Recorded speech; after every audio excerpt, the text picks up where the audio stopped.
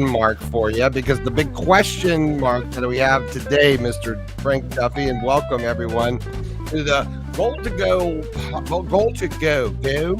I can't say it right. I certainly can't spell it, but welcome to the Goal to Go podcast with your host, Frank Duffy, and this guy. Don't be worried about the Gator stuff in the background. It's okay. we can talk SEC. But today, this guy right here is going to tell you why Vanderbilt is favored. It's the first time President Richard Nixon was in office. That's the last time they have been favored. And we're going to talk about the big win. I guess it's not a big win, but it keeps them alive against South Carolina at home and LSU. And Frank, LSU, are they healthy for the first time all year? And what does that mean going forward? Welcome to your show, sir. Yep. Well, hey, thank you guys for tuning in. Our third Goal to Go show. Everything all about LSU football. And again, you're right, Brendan. It was a survive and advance game against South Carolina. When you can hold Lenora Sellers to 16 rushes and he only has 20 yards, that's a big deal. And that's why I think our defense is going to be pretty good tomorrow against Diego Pavia. Because again, if we're playing a fundamentally sound defense and keeping our lanes, it's going to keep him from doing those scrambles and making the plays a little bit longer than what they should, which is where he is his most effective. It's amazing the numbers. LSU started out as a favorite when the season first started, and now Vanderbilt is up to a 2.5 point favorite, which I love because instead of being the hunted, we now get to be the hunter. Which is where you want to be. Yeah, absolutely. And, Vanderbilt, like you said, I think is actually technically the Carter years, the late 70s, the last time that Vanderbilt was a favorite in an SEC game. And look, we've had our issues with Vanderbilt in the past. During the dark days of the Curly Hallman years, 91 and 92, we lost back-to-back games home and home with Vanderbilt. So, but this is a different animal. They always say defenses travel, defenses win championships, and our defense is playing championship-style football. But what's important is our offense is finally healthy. Yeah. Garrett Nussmeier finally looks like he's comfortable back there with his oblique, his abdominal issue. I watched him all game last night. I was in attendance. I got to actually go down on the field with my good friend Lance Smith, All-American tackle from LSU when I was in school back in the early 80s. So we got to go down. I got to watch Garrett in warm-ups before the game, literally, 30 feet, 40 feet from him, watching him throw balls. Watch every snap of it, and he looks comfortable finally. He did miss a few of the throws behind people, underthrowing them, but it is a marked improvement over what I saw in the game against Ole Miss. We also have Aaron Anderson back at wide receiver. It's a probable. I'm pretty sure he's going to go. And the only thing is Mubenga, our offensive guard, he is also a probable. I think he'll play. Big problem on defense. We are losing Whit Weeks. He's got an ankle injury, questionable. But, if they could tape it up, if he can make it, the kid's got a heart, he's got a motor, he'll be out there as well. But our defense, I think, is what's going to be the important part in this game. If we can stop Diego Pavia and that Vanderbilt offense, which we've been able to do all year, we've stifled every offense really that we've played, with the exception of Ole Miss, and it was only because our offense was so stagnant that we gave Lane 30 more offensive downs. Well, you can't hold back his offense if they have 30 more cracks at it than what your team has. But the key is if we can get our offense, which again finally healthy. Look, we're moving the ball. We shot ourselves in the foot a couple of times way down in Gamecock territory, where there'd have been another 14 points on the board. I think if we can get to 24, I think that's all that's going to take to win this ball game. I think our defense can shut Vanderbilt down into the high teens or low 20s, and that's going to be critical. It's amazing how the excitement that's going to be there. But, you got to remember, I remember when Dave Bartu came on a couple of weeks ago on Rob's show, he said that, there's tracking statistics. The 11 a.m. start in the SEC is horrible for home teams. It is. And if you've been on the field or close to the field during one of those games, when you're a team that I didn't mean to interrupt you, Frank, but when you're a team that's used to playing big time football, Yep. even the fan base has a hard time getting up for the game. People come in the first quarter, it's like Yep. halfway full. Everyone's meandering in. Everyone's Yep. had a little bit too much of that Bloody Mary in the Yep. morning. And Well, and speaking of it's funny. which, It's funny you should mention that because Brian Kelly in his presser said, "Don't forget, boys, this ain't a bourbon game; it's a bloody game. We need to have you up. yeah, Everybody's making the trip up to you Nash get a little Vegas. tick to you, a little anger, Get off Broadway at a little least bit by of 2 horseradish o'clock." in there. That's right, right? So he even mentioned that. But you're right. So the home crowd's a little bit subdued. Vanderbilt always Always. has had a subdued crowd, even with their But resurgence. they're used to playing at that time slot. Well, they are. The cranes aren't working that early that in the morning on Saturdays. The cranes and the orange cones that are all over Different Vanderbilt SEC. Stadium. It's a different SEC event. It is. It really is different. It It feels is. different when you're there. Yeah. So I think if we have an early start with the early game, 11 o'clock Central Time, I think if LSU's defense comes out like they've been playing, and the offense at least is productive, they move the ball. The big thing is you can't have all those 3-and-outs. You can't turn the ball over like we did against South Carolina on the 1-yard line through another interception that was on the 2-yard line. Mm-mm. Can't do that. Not on the road, right? No. Look, Vanderbilt's a good enough team, but I think between the fact that they're now wearing this mindset of being a favorite, something they have not had that psychological effect, as an intangible. I think that is going to come to play. And when the game kicks off, just like they felt it when Alabama rolled in, when LSU rolls in again, you know, when you get punched in the mouth, all that rah rah goes right out. I do think we're now at the right point. We're peaking. I think the South Carolina game. Look, South Carolina was a tough opponent. They always have been a tough opponent for us. The game last year came down to a missed field goal.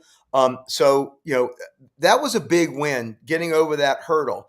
I think we just have to do 3-1 in our next 4 games. We've got Vandy this week on the road, A&M, which might be the college game day hosting show. If A&M comes in undefeated and we only have the 1 loss, Even if they don't. Yep, you more than Because likely. it's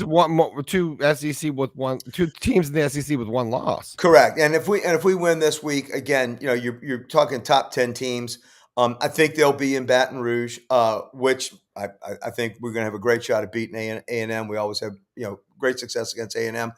And again, when you've got a defense, which we have not had the last couple of years, started to get better last year, but when you've got a defense like LSU has, you can win tight ball games. And we were not doing that before. And look, we had a shot against Ole Miss. We stopped that on 4th down with a minute and 47 seconds later. Even our offense, which was sputtering oil. I think Nuss was at his most physical worst. We could have gone down there and even pull that game out. So I like our chances tomorrow. I would tell people that are betting, don't take the 2.5. Take the money line, save the juice. It's a $1.15 on the plus side of the money line, which is, I think, a gift. But I think you're going to see the LSU team that we thought the offense would be, now that we've got everybody back on offense with the exception of a couple of players. And Aaron Anderson, I can't stress this enough, how important his return to the offense is. He is that crucial 3rd down guy across the middle that's going to get you 10 when you're at 3rd and 7. Trez Green, who I actually turned to my buddy Lance Smith at the kickoff of last week's game and said, I think he's going to have a great game. Had something like 7 or 8 catches, over 110 yards of offense, 2 touchdowns. He was the kid that caught the game winner against Clemson, the first game of the year. He is a stud. He is going to be a star in the SEC this year and next year before he turns pro. He's unstoppable. He's a 6'6" tight end with great hands and that can block. So I do think LSU goes into Nashville. I think we take care of business tomorrow. I think it's going to be a slow start for Vanderbilt. I think LSU comes out early. And if we can get about a 10, 14-point lead, our defense, I think, can keep them at bay. Yeah, well, I think this is you touched on something very important we talk about a lot in the SEC, which is defense wins games. They get you through the times that you are not able to put a lot of points on the board or you're not healthy. Florida and teams like Florida loses those closer games at the end, and then you see that in the fourth quarter. Yep. And I think what I like about LSU's chances right now is they've hung around through the harder times, and that sort of bonds you as a team. I think Sure. people underestimate that. We saw that with, Florida Gator basketball team last year, after the drama with potentially coach and all the allegations, but they sort of circled the wagons, came back, and it strengthened them during the And rest won of a the season natty. and won a natty. I think teams like LSU know how to win that. They have all that. So you have to worry about an LSU if you are A&M or if you are Ole Miss, because they peak at the end of the season. That's what you want. Yeah. Well, I think we're perfectly positioned right now. Like I said, we're finally healthy on offense. That open date before the South Carolina game, that 2 weeks between being in Vaught Hemingway and then coming back to Tiger Stadium last week did a world of good. Nussmeier hardly was on the field, though he was doing some things. He was supposed to be doing a lot that week leading up to South Carolina. But from what I heard from my friends that are down there in the program, he was at a full practice schedule last week. He's only going to be better this week. So there's no more excuses on the offensive side of the ball. We're either moving the ball and we're putting up points, and we're not shooting ourselves in the foot. You got to clean up that stuff from South Carolina. You can't turn the ball over inside the 5-yard line twice. If that wouldn't have been South Carolina, if that would have been Texas A&M or an Alabama that's coming up on our schedule, we'd have lost that ball game. South Carolina, we were able to weather that, win the game, but it was because our defense, like I said, they held Lenore Sellers in check for 20 yards of rushing on 16 carries. He killed us the year before. Before he went out with an injury in the second quarter, I think the kid had 150 some odd yards of rushing. So and look, and that's Diego Pavia as well. He does a lot with his legs. He's not really the runner that I think I got a Lenore feeling Sellers is. I got a feeling Diego Pavia is on his downturn of his career here. I really do. I don't like what's happening with him personally. I don't like his mentor, and I just don't. I think people are kind of onto him a little bit. I think with a lot of tape on him. Yeah, I really think LSU wins this game. I do too, and I think Handedly. I think he ran his mouth. I do too. I think he ran his mouth before the Alabama game, and what's the old saying? His mouth was writing checks, his ass couldn't Yeah. cash. Yeah. That's what I got. And look, again, Alabama and LSU. There's a lot of similarities I see to the teams this year. Yeah. Alabama's defense after that Florida State game has played really well, really good football. And look, they held a Missouri team that was moving the ball up and down. I watched that whole game, and that was actually Alabama beat them worse than what the final score was. Missouri had that late touchdown, and they were kind of driving at the end. But make no mistake, Alabama's defense, I think, was by far the better of the team. But you're going to have that same feel of LSU coming in just like Alabama did. And look, at the end of the day, Vanderbilt's got to play on both sides of the ball. And where I think their defense has a slight edge on our offense, I think our defense is much better than their offense. And I think even the intangibles of the special teams, LSU special teams, we're playing very good football right now. Our punter should have been the MVP of the Clemson game, and he punted extremely well last week. So I think if your defense is playing well and you have special teams that can flip the field and take points, I hope Brian Kelly realized that, unlike going for it a couple times in the Clemson game, take your 3 points, get off if you can take points, because with a defense like this, and by the way, this is not something new. I'm not breaking any new principles of football. Your defense, and you get points on every trip down or every trip that you can, you're going to win a football game. And I think that's what's going to put us ahead in Vanderbilt. And like I think you're right. I think we not only win, I think we win convincingly. So that's what I'm saying. Don't take the 2.5. Take the money line. You've heard it from Mr. Frank Duffy. Frank, I just want to bring in briefly Kevin Skarbinski. We're right after this show.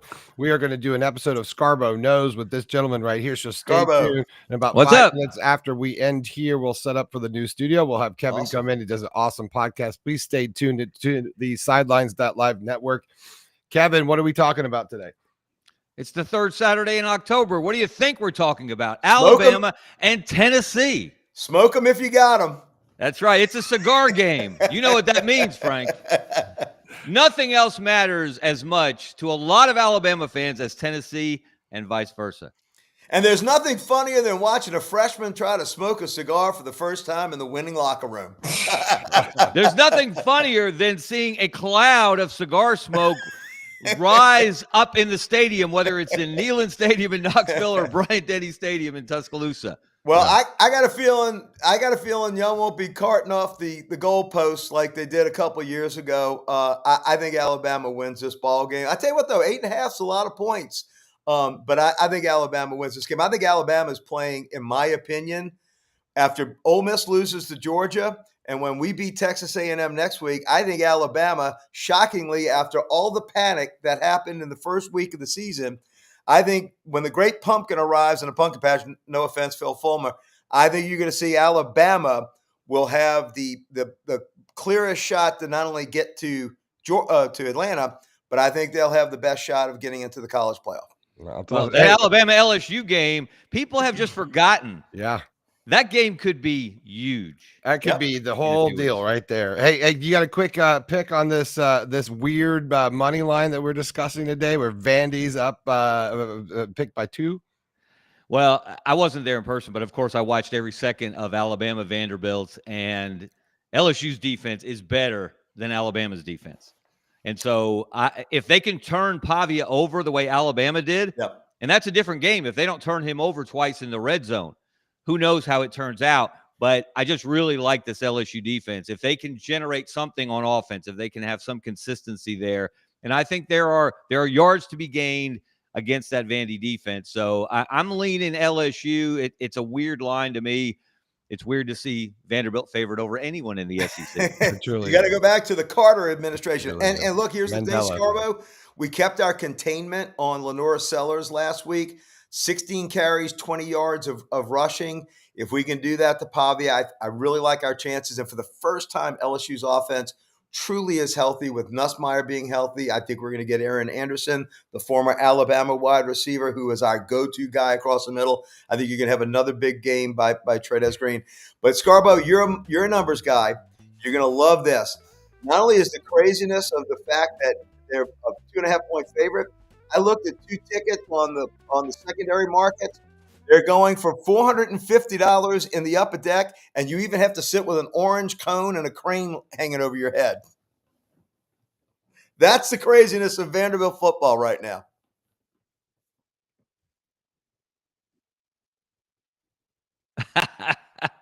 The way football was meant to be. That's right. That's right. All right, guys, y'all have a great show. Awesome being on. Y'all tune into us next week for all things LSU. And I know Scarbo hadn't seen this much purple and gold in a long time.